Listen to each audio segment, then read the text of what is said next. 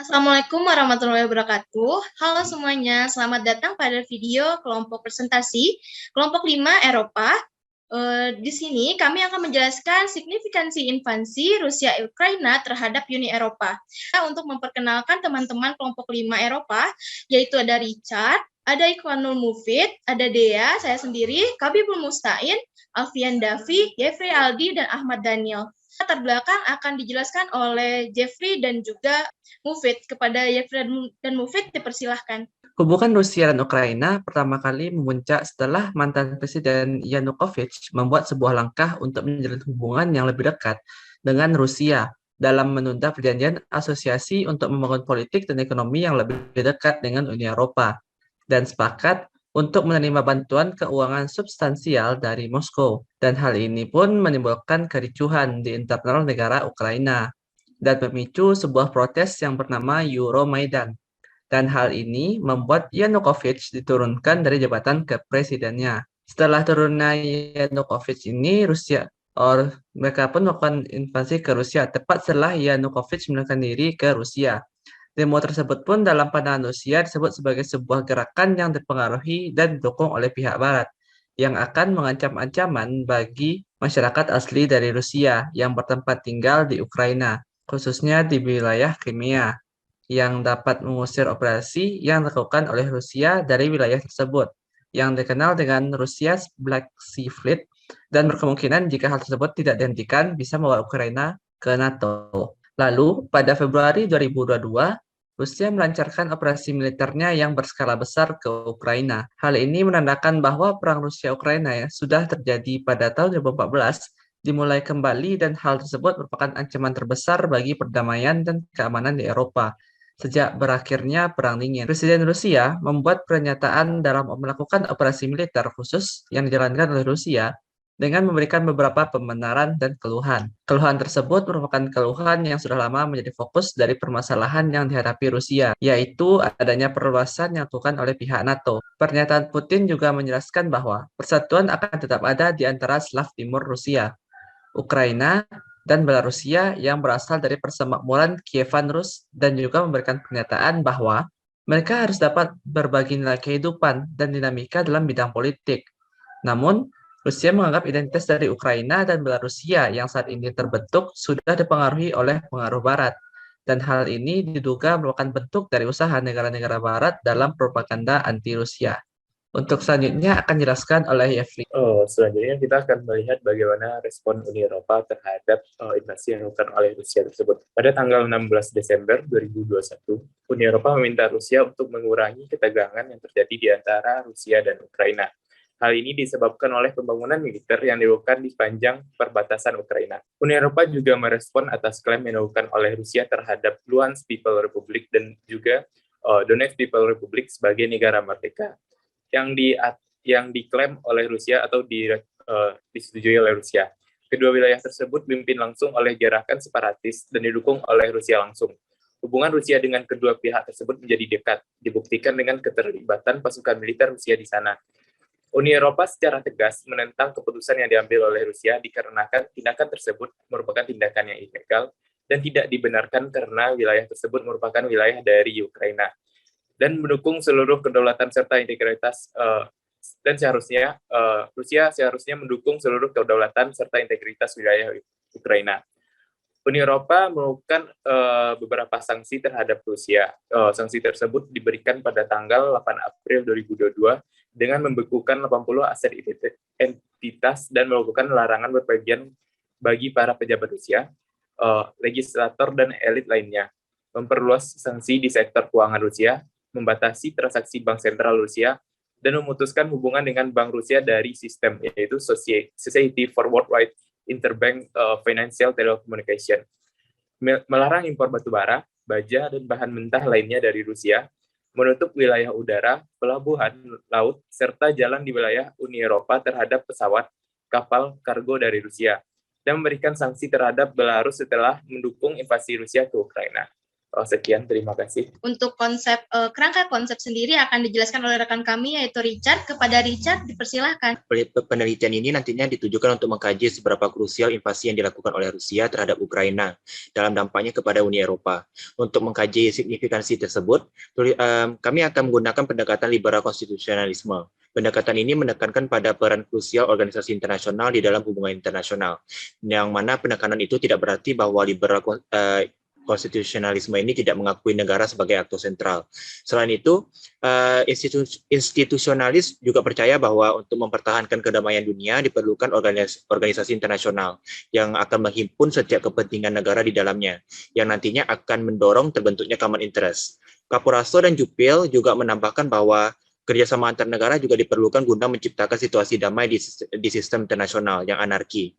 Kerjasama tersebut nantinya akan maju lebih dalam menjadi integrated communities, di mana negara-negara di dalamnya akan semakin tergantung satu sama lain, terutama pada bidang ekonomi dan responnya terhadap isu-isu kawasan serta internasional. Pendekatan ini juga yang nantinya akan menekankan pada upaya-upaya yang bersifat soft diplomacy, di mana nantinya akan menciptakan norma dan aturan bersama untuk mengeliminasi situasi prisoner dilemma. Pendekatan ini kami nilai tepat digunakan untuk menganalisis korelasi antara invasi Rusia dan Ukraina terhadap dampaknya yang diberikannya kepada Uni Eropa. Pendekatan tersebut akan membantu kita dalam melihat peran yang dimainkan oleh Uni Eropa sebagai organisasi internasional terkait sanksi-sanksi yang dijatuhkan kepada Rusia, seperti yang disampaikan oleh Lisa Martin, bahwa organisasi internasional terkait pemberian sanksi ekonomi terhadap negara lain bisa dilihat sebagai dampak dari tingginya tingkat kerjasama atau tingkat interdependensi antar negara tersebut. Sekian dari saya kembalikan ke moderator. Hubungan antara Rusia dan Uni Eropa biasa dikenal dengan partnership, yang dimana memiliki hubungan yang dekat dengan pada kerjasama tradisional. Partnership itu sendiri merupakan sebagai alat yang tersedia untuk aktor politik internasional yang dianggap sah juga berguna dalam tujuan kebijakan luar negeri mereka. Hubungan kemitraan yang strategis antara Uni Eropa dan Rusia merupakan tantangan yang nyata dari sudut pandang nilai bersama. Partnership dan cooperation atau PCA merupakan perjanjian yang tidak memberikan definisi apapun tentang partnership itu sendiri, tetapi menyebutkan unsur terpentingnya, kebebasan politik dan ekonomi, yaitu prinsip demokrasi dan hak asasi manusia. Tetapi pemimpin Rusia menjelaskan dalam cara yang lebih sempit dan pragmatis. Beberapa ahli Eropa menyebutkan Uni Eropa dan fokus dalam kepentingan bersama dengan Rusia daripada nilai-nilai bersama. Bukannya berpura-pura nilai dan harapan Rusia yang sama, Uni Eropa harus terbuka mengakui adanya perbedaan mendalam di antara keduanya. Meskipun ini terlepas dari sebuah masalah yang ada dalam hubungan Rusia dan Eropa, masih ada beberapa aspek kesatuan di dalamnya. Partnership dan cooperation PCA, sifat perjanjian ini berlaku untuk 10 tahun lamanya sebelum diganti dengan perjanjian kerjasama Common Strategy of the European Union of Russia demi memperkuat kemitraan strategis Uni Eropa dengan Rusia. Dari strategi ini meningkatkan koordinasi kegiatan Uni Eropa terhadap Rusia, karena Partnership Corporation atau PCA inilah yang membuat Uni Eropa berupaya keras membangun kemitraan strategis dengan Rusia, dengan menempatkan Rusia pada saat itu menjadi juru kunci dan juga keamanan dan geopolitik dari Eropa. Secara global, Rusia merupakan aktor utama dalam PBB dan mempunyai andil dan power yang tinggi, termasuk menjadi pemasok yang paling berpengaruh, seperti produk-produk energi ke Uni Eropa seperti minyak, gas bumi yang merupakan sumber daya alam yang strategis. Baik, untuk slide selanjutnya akan dijelaskan oleh rekan saya, Daniel. Kepada Daniel, silakan. Baik, terima kasih kepada dia. Selanjutnya saya akan membahas mengenai hubungan Ukraina dengan Uni Eropa pra-invasi. Hubungan antara Ukraina dengan Uni Eropa sangat didorong oleh keinginan Ukraina untuk bergabung dalam Uni Eropa. Hal ini sebagai akibat karena menjadi negara pecahan pasca runtuhnya Uni Soviet. Hal ini tentu disambut oleh Uni Eropa, namun tidak sebagai anggota, mengingat pada dua metode kerjasama Uni Eropa terhadap negara tetangganya yang berada di Eropa Timur, di mana negara yang tergabung dengan negara Central Eastern European bersangkutan dengan keanggotaan. Sedangkan bagi negara tetangga yang merupakan pecahan Uni Soviet hanya bersangkutan dengan kerjasama. Uni Eropa yang pada saat itu mempunyai kepentingan dalam hal pelucutan senjata dan senjata nuklir. Sementara Ukraina dengan kepentingan bantuan politik dan ekonomi, serta kerangka hukumnya legal untuk kerjasama berkelanjutan, berujung pada ditandatanganinya Partnership and Cooperation Agreement atau PCA yang juga memuat kemungkinan adanya kerjasama free trade pada tahun 1994. Namun, kerjasama ini berjalan tidak sesuai dengan ekspektasi Ukraina, di mana meskipun ada semangat untuk memperluas kerjasama sampai pada tahap integrasi, hal ini terhambat karena adanya serangkaian laju reformasi di Ukraina. Dalam upaya Ukraina untuk dapat bergabung dalam Uni Eropa, di mana Ukraina harus menyesuaikan diri dengan kriteria Copenhagen. Terjadinya revolusi Oranye di tahun 2004 mendorong pemerintah Ukraina yang pro-barat dan berideologi berdemokrasi mendominasi pemerintahan Ukraina. Sehingga hal ini dilirik oleh Uni Eropa untuk memperluas keanggotaannya dan mulai membangun kerjasama ekonomi dengan Ukraina.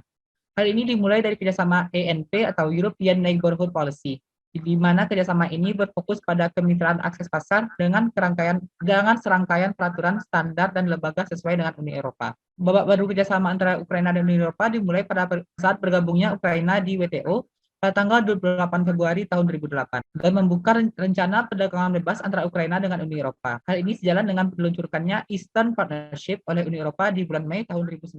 Di rentang tahun 2007 sampai 2011, dimulailah serangkaian negosiasi dan berujung pada penandatanganan kawasan perdagangan bebas dalam dan komprehensif atau DFFTA. Secara singkat, proses ratifikasi perjanjian ini di sisi Uni Eropa dan anggotanya selesai pada bulan Juli tahun 2017 dan mulai diberlakukan pada 1 September tahun 2017.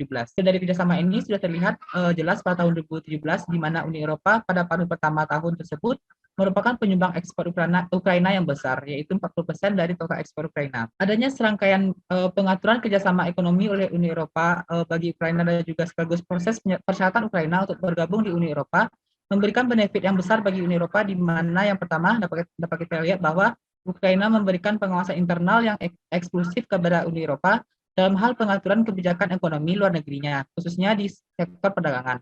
Selanjutnya, sanksi-sanksi diberikan oleh Uni Eropa kepada Rusia akan dijelaskan oleh David. Pak David, silakan. Jadi sini saya coba menjelaskan tentang ini sanksi-sanksi yang diberikan Uni Eropa kepada Rusia ya. Sebenarnya kalau mengacu ke liberal institusionalisme, itu mereka meyakini bahwa kalau ada hubungan kerjasama antar negara pasti ada ketergantungan ekonomi di sana. Karena ada ketergantungan ekonomi tadi, ketika ada konflik, sanksi yang diberikan jadinya sanksi ekonomi. Itu juga di konflik Rusia sama Ukraina, Uni Eropa memberikan sanksi ekonomi. Sanksi tersebut tuh merupakan pemberian sanksi berupa pembekuan aset dan travel ban kepada 351 anggota Rusia Duma, yaitu lembaga penasihat dan legislatif Rusia yang vote pada pengakuan kemerdekaan DPR, Donetsk People Republic, dan LPR, Luhansk People Republic, yang merupakan daerah invasi Rusia di Ukraina. Terus yang kedua ada juga sanksi yang diberikan kepada 26 individu dan institusi yang mendukung jalannya invasi ini, seperti bank yang mendanai, provokator perang, sampai pada Menhannya Rusia, Sergei Shoigu. Terus ada juga penargetan perdagangan dari DPR dan LPR dari Uni Eropa. Kemudian ada pembatasan akses Rusia terhadap pasar modal, keuangan, dan jasa Uni Eropa, termasuk pada pembatasan akses pinjaman dana pada pasar keuangan Uni Eropa.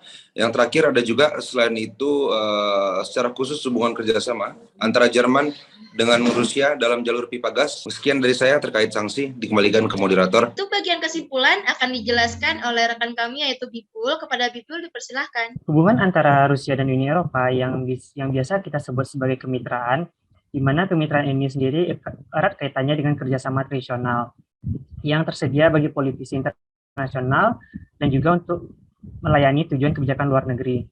Kebijakan strategis antara Uni Eropa dan Rusia merupakan tantangan nyata dalam menilai hal-hal bersama.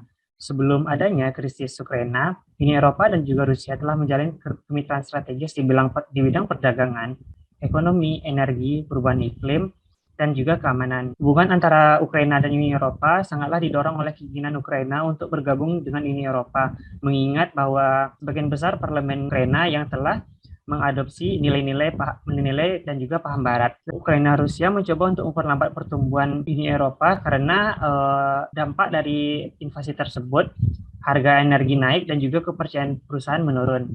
Rusia yang sebagai eksportir energi terbesar Uni Eropa mendapat sanksi dari Eropa seperti pembatasan travel ban dan juga pasar uang, di mana hal ini tentu merupakan kemunduran dan juga hambatan bagi kerjasama antara Uni Eropa Rusia dan juga Ukraina. Baik, terima kasih kepada Bibul dan teman-teman semua yang sudah memaparkan materi kita pada hari ini. Semoga poin-poin yang sudah dipaparkan oleh rekan-rekan kami dari kelompok 5 dapat diambil oleh teman-teman semua menjadi wawasan.